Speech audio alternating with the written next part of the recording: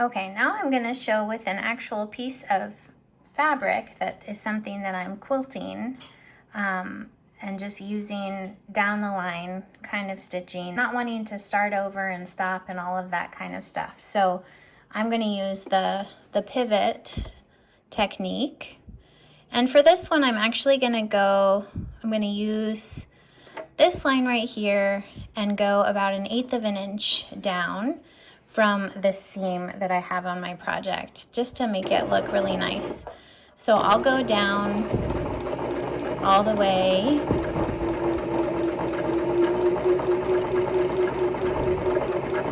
And here I am just quilting this.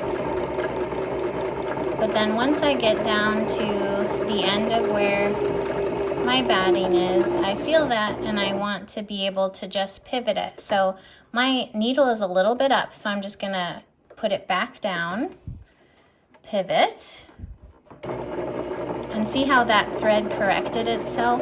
That was really helpful.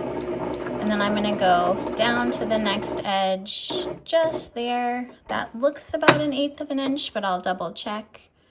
I could probably do one more stitch over. There we go. And then pivot, and then travel the way up for my project.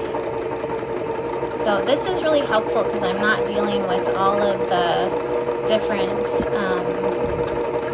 threads that I'm going to have to cut. I just have this beginning thread that I started with, and I can just make a nice and consistent kind of quilting.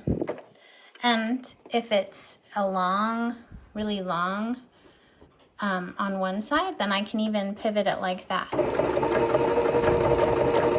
Oh, I love this. I love this with the it's not stitching in the ditch, which means going into the seam. It's just using the little squares and kind of making them pop out with this kind of quilting, and I really like the way that it looks at the end. I think it's really fun. Let me see if that might be too far, so I might just need to go back and then turn. So that time, instead of turning around, I used my back stitch.